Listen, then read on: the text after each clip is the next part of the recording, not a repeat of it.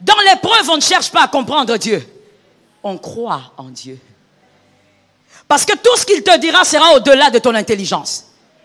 Et donc, dans la foi chrétienne, dans l'épreuve, cherche à croire. Même si tu ne comprends pas, crois. Et avance.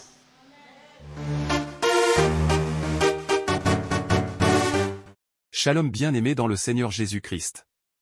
Aujourd'hui, la servante de Dieu, pasteur Joël Gloria Cabassel, pasteur responsable de l'église Assemblée évangélique Nouvelle Alliance de Kinshasa, parle des 3 choses à comprendre pour tenir dans l'épreuve. Les épreuves ne sont jamais une fin en soi, mais elles servent toujours à mettre à l'épreuve l'authenticité et la sincérité de notre foi. Dans la lettre de Jacques, nous sommes encouragés à considérer les diverses épreuves que nous traversons dans la vie comme un sujet de joie complète. Nous pouvons considérer les épreuves que nous traversons comme un sujet de joie complète parce que nous savons que toute difficulté est dans les mains de notre Seigneur et Maître. Il n'utilise pas les épreuves contre nous. Les épreuves sont les instruments que le Seigneur utilise pour nous former et développer en nous la fidélité spirituelle, l'endurance, la croissance, la maturité et la perfection qu'il veut voir en nous. Elles nous sont envoyées pour enrichir notre foi. Le Seigneur peut nous placer devant une épreuve pour nous pousser hors de notre zone de confort et de nos réseaux de soutien autres que lui. Nous sommes amenés à tomber à genoux et à confesser, « Qui d'autre ai-je au ciel ?» Psaume 73 verset 25. Lorsque vous et moi rencontrons diverses épreuves, nous n'avons d'autre choix que de nous réjouir, car c'est tout autant un commandement que « Tu ne commettras pas de meurtre » ou « Tu ne commettras pas d'adultère ». Nous avons l'obligation de considérer les diverses épreuves que nous vivons comme un sujet de joie complète. Malheureusement 3 choses nous arrivent dans l'épreuve et certains y succombent. Suivez tout de suite la servante de Dieu, pasteur Joël Gloria Cabassel pour en savoir plus. Abonnez-vous, aimez et partagez afin d'apporter l'évangile de Jésus-Christ aux nations. Que la bénédiction de Dieu soit votre partage dans le nom puissant de Jésus-Christ. Amen. Dans la vie de tout fils de Dieu, il y a une saison inévitable. Une saison qui a la capacité de vous détruire mentalement, de vous détruire spirituellement, et même de détruire votre vie communautaire. Voici ce que l'épreuve fait malheureusement dans certaines vies. Bon, il y a 3 options. La première, l'épreuve déforme certaines personnes, crée une déformation. Parce que vous n'y arrivez plus, parce que vous ne comprenez rien, parce que vous avez l'impression que vous êtes en train d'agoniser, parce que vous avez l'impression que plus vous faites des efforts, plus ça ne marche pas. Est-ce que c'est déjà arrivé à quelqu'un? Ah, moi ça m'est déjà arrivé, je ne sais pas combien de fois d'ailleurs. Tu fais des efforts, mais plus tu en fais, les choses, tu as l'impression que finalement il faut que tu arrêtes. Même dans la parole de Dieu, il y a quelqu'un qui a fait ça. Il s'appelait qui? En dehors de lui, dans la Nouvelle Alliance, Simon-Pierre. Simon est en train de pêcher. Il pêche. Et Jésus vient et dit, écoute, jette le filet. Il dit, Seigneur, nous avons toute la nuit. Tu sais ce que c'est toute la nuit, frère? Toi, quand je te demande de faire des petites veillées ici, des mini-veillées, tu n'arrives même pas à faire la prière de 3 heures. Lui, il dit, nous avons péché toute la nuit. Il n'y a pas de résultat. Et une manière de dire à Jésus, tu sais, c'est pas comme si on était paresseux. On a travaillé, mais on n'a pas de résultats. Frère, dans les moments d'épreuve, des fois même tu vas travailler, mais il n'y a pas de résultat. Tu prends le transport, tu vas en ville, tu déposes des demandes d'emploi partout, mais il n'y a pas de résultat. Tu fournis beaucoup d'efforts, mais tu ne vois rien, l'épreuve.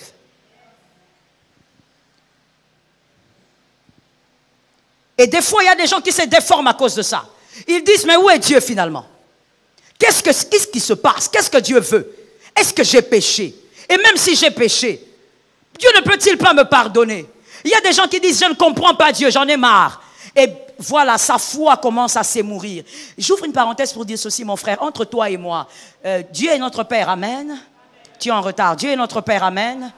Alors écoute, Dieu ne demande pas d'être compris, il demande qu'on puisse le croire. Celui qui veut aller dans les choses de Dieu en disant « je dois comprendre » a déjà commencé à échouer. Est-ce que quelqu'un me comprend? Avec Dieu, on ne cherche pas à comprendre. On cherche à croire. Dis ça à ton frère. Je sais que je parle à plusieurs âmes, alors s'il vous plaît, quand je dis « dis à ton frère », dis-le. Je sais pourquoi. Regarde ce que Jésus dit dans Jean 5,5. Ce paralytique que nous connaissons tous, il était malade. Ce malade de combien d'années? 38 ans. Quand on dit Jean 5,5, tu ne te localises pas. Il faut te localiser directement dans la Bible. Jean 5,5, 38 ans. Cet homme-là de Bethesda, Jésus vient, que tout le monde m'écoute, s'il vous plaît. Jésus vient, et Jésus lui dit, il parle avec lui, ensuite il dit, veux-tu être guéri? Le paralytique qui regarde, il dit, non, je n'ai personne. Vous savez pourquoi il dit je n'ai personne? Parce qu'il sait que pour être guéri, il faut aller à la piscine. Et que la piscine est assez loin.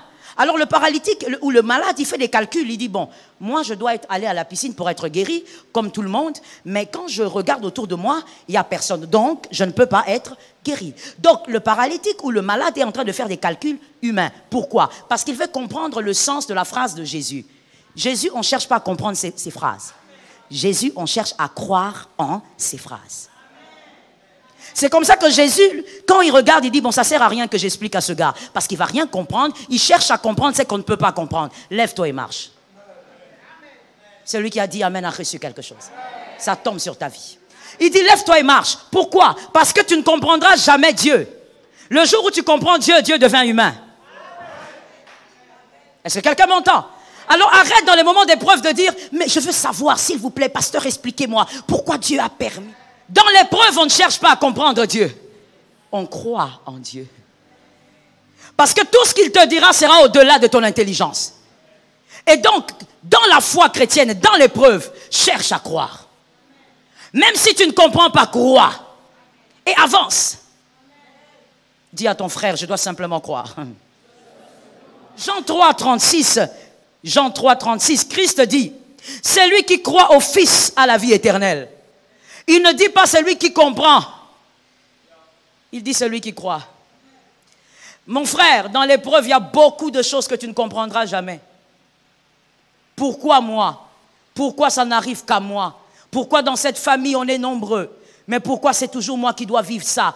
Quand les autres ont des problèmes, moi je suis là pour eux. Pourquoi eux ne sont jamais là pour moi? Ce sont des questions sans réponse. C'est ton feu. Est-ce que quelqu'un m'entend? Ton feu, pourquoi? Parce qu'en sortant de ce feu, en réalité, le projet de Dieu est que tu sois plus solide. Plus solide pour transporter la seconde gloire. J'ai pitié de celui qui n'a pas entendu. Tu transporteras la seconde gloire, mais tu dois être plus solide qu'aujourd'hui. Est-ce que quelqu'un m'entend? Il y a des gens pour qui des fois je prie, le Seigneur me dit, est-ce que tu sais ce que tu demandes? Je dis, Seigneur, je sais ce que je demande. Je prie pour que tu bénisses tel, pour que tu bénisses celui-là. Il me dit, est-ce que tu sais ce que tu demandes? Est-ce que tu sais que si je bénis cette personne-là, elle va quitter l'église? Est-ce que tu sais que si je bénis cette personne-là, elle va abandonner la foi? Est-ce que tu sais que cette personne n'est pas prête pour la gloire? Mais Seigneur, mais moi je vois que la personne est prête. Toi tu vois. Mais lui il sonde. Est-ce que quelqu'un m'entend? Dieu sonde ce que vous ne voyez pas. Quand tu dis, Seigneur, pourquoi tu ne me donnes pas telle chose? La réponse est simple. Tu n'es pas assez solide. Solidifie-toi dans l'épreuve. Oh, ça tombe sur toi au nom de Jésus. En voulant comprendre les calculs de Dieu, Sarah a créé Ismaël. Arrête de chercher à comprendre. Arrête de te poser des questions. Comment, pourquoi? Tu vas créer Ismaël. Ismaël est devenu un grand problème jusqu'à aujourd'hui, mon frère. On n'a pas la paix. Même nous qui sommes ici en Afrique, loin comme ça, on n'a pas la paix. Donc des problèmes. Pourquoi? Parce que Sarah a regardé, elle a dit non. Dieu a dit qu'on aura un enfant. Moi, à mon âge, je suis une femme. Je suis déjà ménopausée. Regarde mon mari, comment il est tout vieux. L'enfant va venir d'où? Donc le peu de force que mon mari a là, qu'il utilise ça pour faire un enfant avec Agar. Le calcul de Dieu a dépassé Sarah. Mon frère, les calculs de Dieu vont toujours te dépasser. Ça tombe sur toi là-bas au fond. Les calculs de Dieu vont toujours te dépasser. Alors arrête de chercher à comprendre. Tu vas créer Ismaël. Tu vas créer Ismaël. Reste calme, crois seulement. Voilà pourquoi certains hommes dans la parole ont dit, Seigneur, je crois. Point. Peu importe ce que tu dis, même si je ne comprends pas, je crois. Si mon frère Léonel me dit, maman, voici ce que je veux faire. Si je ne comprends pas, je vais lui dire, j'ai pas compris. Réexplique. Parce que c'est un humain, il doit m'expliquer. Mais Dieu, quand il dit une chose, quand tu ne comprends pas, dis Seigneur, je crois. Fais comme Marie. Elle ne comprend pas comment elle peut devenir enceinte, elle ne connaît pas d'homme. Mais elle dit, je suis ta servante, fais de moi ce que tu veux. Refuse de traverser les épreuves avec les blessures. Je sens ça encore dans mon âme. J'ai l'impression qu'il y a quelqu'un qui n'est pas guéri dans ce sens-là. Écoute, dans les épreuves, ce n'est pas le moment où ton frère qui est au Japon doit t'envoyer des westerns. S'il envoie, c'est Dieu qui veut. Mais s'il n'envoie pas, c'est normal. Ce sont les moments des épreuves. Tu dois être aiguisé, tu dois être solidifié. Et tu dois avoir un discours. Ah oui. Dieu n'amène pas un homme à un autre level, à un autre niveau sans un discours. David, lorsqu'il est arrivé chez Saül, il a tué Goliath. Saül lui a donné des responsabilités dans l'armée. Il avait un discours. Il dit, moi j'ai tué Goliath. Je ne suis pas n'importe qui. Dieu va te donner un discours après ces épreuves. Même si en sortant d'ici ça s'empire, je parle à quelqu'un, je sais ce que je dis. Même si en sortant d'ici ça s'empire, Dieu a déjà tout prévu. Accepte ces moments-là. Oh, j'insiste dans mon âme. Pendant les moments d'épreuve, ne te transforme pas en mendiant. Ah, j'ai besoin des amens. Ne te transforme pas en mendiante. Tu es fils de Dieu. Tu n'es pas mendiant. Tu n'es pas mendiante. David a dit, j'ai été jeune et j'ai vieilli. Je n'ai point vu le juste abandonné, ni sa postérité mendiant son pain. Tu ne dois pas mendier ton pain. Tu prends ton téléphone, tu appelles tous les cousins du monde. Est-ce que vous pouvez m'envoyer un 5 $? Est-ce que vous pouvez m'aider? Mes enfants doivent aller à l'école. Il y a un Dieu. Je vais te dire une chose. Même si Dieu permet que tes enfants restent à la maison, dis à Dieu, Seigneur, mes enfants sont à la maison. Mais je compte sur toi. Parce que j'ai un Dieu. Ah, je ne suis pas convaincu que quelqu'un dise, j'ai un Dieu. Arrête de te transformer en mendiante. Regarde comment tu commences à faire insulter le nom de Jésus dans ta famille. Tout le monde cite le nom de ton église maintenant. Tout le monde dit, mais voilà, eux qui vont à l'église, ils sont incapables même de s'acheter du pain. Arrête d'être mendiant. Compte sur Dieu. Ça va mal, tu as faim, enferme-toi dans la chambre. Dis, Seigneur, ça ne va pas. David n'a pas pesé les mots, il a dit, je traverse la vallée de quoi? Je pose la question, est-ce que c'est l'ombre de la souffrance? Est-ce que c'est l'ombre des difficultés? David est allé à l'extrême de la mort. C'est-à-dire, je suis à un point où vraiment je crois que je vais mourir. Mais celui qui avait dit ça, qui avait moins de 20 ans, quand il parlait, c'est le même qui est mort au roi. Ça tombe sur tes enfants au nom de Jésus. Il y a quelqu'un qui a vu quelque chose. Il y a quelqu'un qui a saisi quelque chose. Ça tombe sur ta vie au nom de Jésus. Ça peut arriver que tu voies la mort en face. Ça peut arriver que les épreuves soient tellement dures que même si tu racontes ça à quelqu'un, on ne va pas te croire. Ne deviens pas mendiant à cause de l'épreuve. Refuse d'être déformé par l'épreuve. Est-ce que quelqu'un entend? Refuse ça par l'autorité du nom de Jésus. La deuxième option qui arrive, la deuxième chose qui arrive dans l'épreuve, si vous ne faites pas attention, c'est une destruction, carrément. Vous êtes détruit. Totalement détruit. Vous abandonnez la foi. Parce que la souffrance est trop grande. Comme avec David, vous voyez la mort en face. Tous les jours, vous affrontez la mort et il n'y a personne pour vous aider. Il n'y a personne pour vous réconforter. Alors vous dites non, je n'en peux plus. D'autres encore se laissent détruire simplement par orgueil. Ils se disent non, non, non. J'ai atteint un stade d'humiliation que je ne peux plus accepter. Alors, comme je l'ai dit pour la première option, ils vont chercher un faux repos. Par orgueil, ils disent non, je ne peux pas vivre ça. Même si mes amis apprenaient que moi je vis des choses comme ça, c'est horrible. Alors si c'est ça vraiment être enfant de Dieu, je préfère rentrer dans le monde. Je préfère faire comme mes collègues. Je préfère aller me faire initier dans des loges mystiques au lieu de vivre ça. Ils se font carrément détruire. Pourquoi? Parce que leur orgueil ne supporte pas l'humiliation qu'impose l'épreuve. Ils ne supportent plus la souffrance. Selon Genèse 19, 26, Genèse 19, 26, la femme de Lot s'est transformée en statue de sel parce que pour elle, sa vie était restée en arrière. Quelqu'un a compris ça? Pour elle, sa vie était restée en arrière. Elle se disait, là où je vais, c'est sans espoir. Là où je vais, il n'y a rien du tout. Là où je vais, il n'y a aucune garantie. Et donc, tout son cœur était en arrière, la vie qu'elle avait. Elle s'est dit, toute ma vie est là-bas. Là où je vais, il y a vraiment le chaos. Et donc, elle s'est retournée parce que son cœur était dans le passé. J'ai dit à une âme, tu vas te détruire si à chaque fois, dans l'épreuve, tu penses à la gloire du passé. Tu vas te détruire. Tu vas détruire ta foi. Si à chaque fois tu te dis, ah vraiment, nous avions grandi dans telle position, nous avions grandi de cette manière, est-ce que moi je peux subir ça aujourd'hui? Mon frère, tu vas aller toucher des choses intouchables. Tu vas aller entrer là où les chrétiens ne doivent pas entrer. Ne pense pas à la gloire passée. Ne pense pas aux événements passés. Subis ton épreuve. Nouvelle épreuve pour de nouvelles responsabilités. Refuse de penser. Bien aimé, le passé aliène l'esprit de l'homme. Les pensées du passé aliènent l'esprit de l'homme. Tu vas te poser la question, mais moi vraiment, en telle année, j'avais telle chose. En telle époque, j'avais telle autre chose. Frère, laisse ça derrière toi. Dis à ton âme, c'est le passé.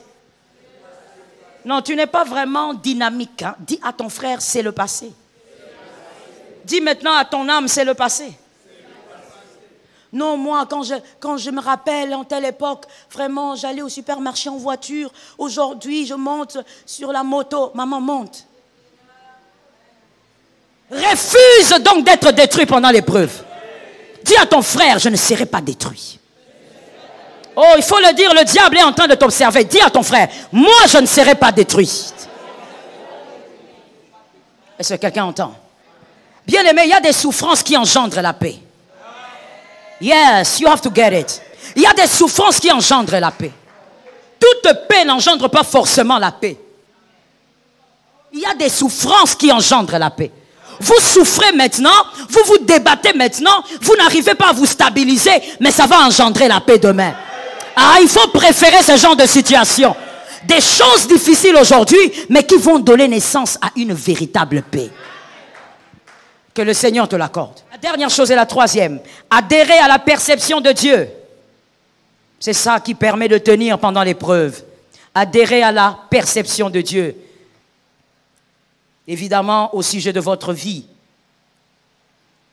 Pour Dieu, votre vie est glorieuse. Merci. Pour Dieu, votre vie est remplie d'espérance. Il est dit dans Jérémie 29, 11 lui-même. Jérémie 29, 11. Pour Dieu, votre avenir est puissant. Est puissant. Pour Dieu, votre avenir est redoutable. Pour Dieu, vous avez un avenir glorieux. Peu importe ce que vous vivez. C'est ça la perception de Dieu. Ne traversez pas la vallée de l'ombre de la mort avec des murmures. Ne murmurez pas contre Dieu, s'il vous plaît. Ne doutez pas de Dieu, s'il vous plaît. Doute de moi, ne doute pas de Dieu. Doute des prophètes, pasteurs, ne doute pas de Dieu. Doute du frère qui est juste à côté, ne doute pas de Dieu. Doute de ton mari, de ta femme, mais ne doute pas. Alors que quelqu'un lève sa main droite et dise, Seigneur, aide-moi à ne pas douter. La perception de Dieu, c'est que ta vie est glorieuse. Comment Dieu te communique sa perception? J'ai beaucoup aimé ce que j'ai eu à lire. Genèse 37, 5. Genèse 37, 5. Là, vous verrez que Dieu donne le premier songe à Joseph.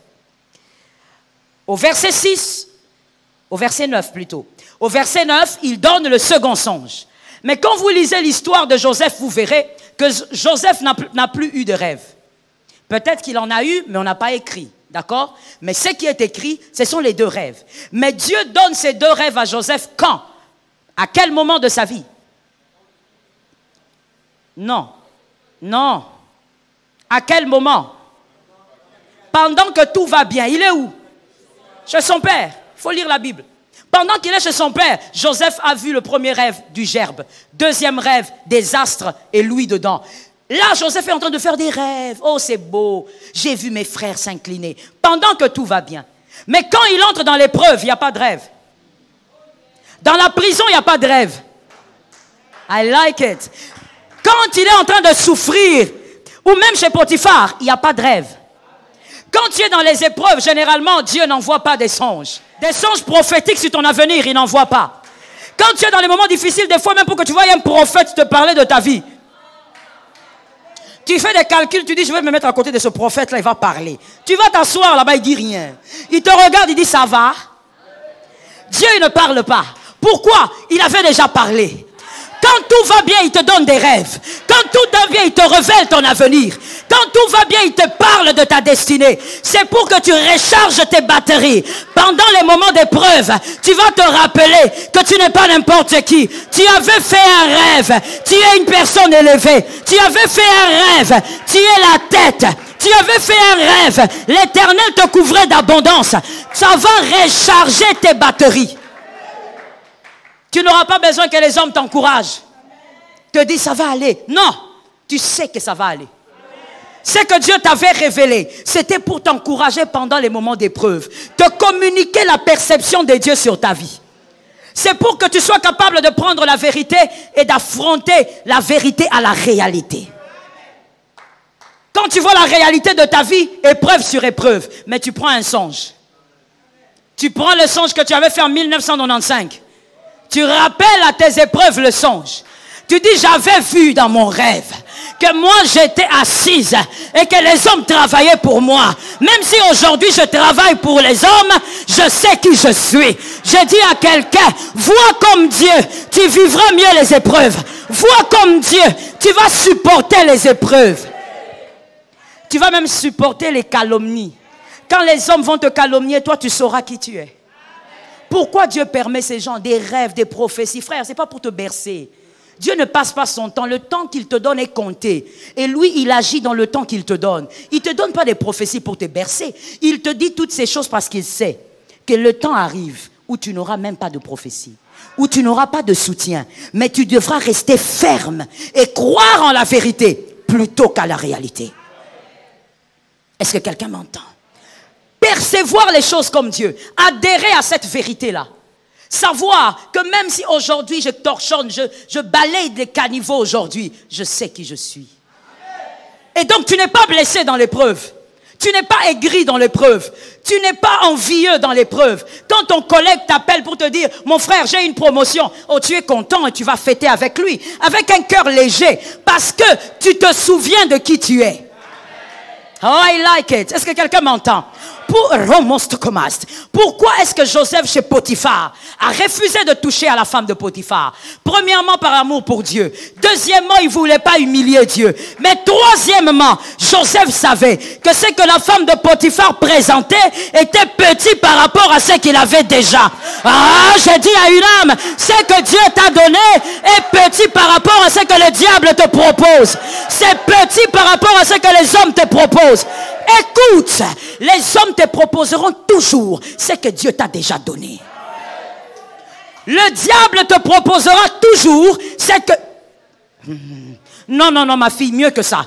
Le diable te proposera toujours ce qui est inférieur à ce que Dieu t'a déjà donné. Joseph regarde, il dit, regarde ces gens. Cette femme veut que je couche avec elle pour que je devienne qui ici? Moi, je suis le chef de son mari. Je me permets de dire ça, vous savez pourquoi? Écoutez-moi très bien, même si tu es envoûté, fais un effort de m'écouter. Pourquoi je me permets de dire que Joseph avait dit ça? Parce que Joseph, à l'âge où il était déjà à l'âge d'interpréter les songes. Lorsqu'il avait vu ses rêves, il n'avait pas la capacité d'interpréter. Donc à cet âge-là maintenant, il savait très bien que voulait dire tout ce qu'il avait vu. Il savait que Dieu l'avait mis au-dessus de ses frères et au-dessus de plusieurs hommes. Donc quand il regarde la femme de Potiphar, il dit, regarde celle-là. Moi, je suis le chef. Pas le chef de la femme, mais le chef de son mari. Elle veut me donner la maison de son mari. La maison de son mari, c'est rien du tout. Ce que Dieu m'a donné est plus grand que ce que le diable me propose. Pendant l'épreuve, les hommes vont vouloir te déstabiliser. Mais rappelle-toi de tes rêves. Rappelle-toi des choses que Dieu t'a dites dans le secret, dans la prière. Même sans prophète, Dieu t'a parlé. Rappelle-toi de ce que Dieu t'a dit. C'est plus grand que tout ce que les hommes te proposent. Tu sortiras de cette épreuve vainqueur et puissant. Que quelqu'un dise, je sortirai vainqueur et puissant. D'ailleurs, laisse-moi te révéler un secret. Ça, je l'ai compris dans le parcours. Lorsque le diable s'avance avec une assiette vers toi, c'est que ton assiette est juste derrière lui. Le diable ne s'avance pas vous séduire s'il n'a pas senti que ton élévation est arrivée. Non, maman, pas proche, est arrivée. Quand le diable veut t'amener, par exemple, en dehors de ton couple, tu es un homme, il t'amène vers l'adultère. Il veut t'amener à commettre l'adultère. Alors que tu as résisté pendant des années. Tu dois savoir, c'est parce que, en réalité, le diable a vu que le temps de ton élévation, où tu as enduré la souffrance, est arrivé. Maintenant, il te propose un plateau qui va t'éloigner de ce que Dieu a prévu. Derrière le plateau du diable, il y a ta bénédiction. Quand tu sens le diable commencer à agiter ta vie, comprends qu'il est temps. Pendant l'épreuve, quand il commence à agiter ta vie, comprends. Dis à ton frère, il est temps. Est-ce que quelqu'un a capté ça? Les prophéties que Dieu te donne, c'est pour que tu t'en souviennes. Pour que tu prennes ces prophéties, que tu prennes cette vérité et que tu présentes à la réalité. Voici celui que je suis. Toi, tu veux m'imposer une situation, mais voici celui que moi je suis. Je suis celui que Dieu dit. Et quand tu as la perception de Dieu, mon frère, tu vis mieux dans l'épreuve. Est-ce que quelqu'un m'entend? Lorsque tu as la perception de Dieu, même quand tu viens, comme je dis, avec une seule robe, ou tu te promènes avec une seule robe, toi tu sais que tu as des garde-robes. Il y a quelqu'un qui a entendu. Il y a un autre aussi qui n'a pas entendu. Je dis, toi tu sais que tu as des garde-robes. Lorsque tu es dans ta poche, tu touches, tu vois que tu n'as rien. Mais quand tu te souviens de ce que Dieu t'a dit, tu sais qu'en réalité, toi tu es millionnaire.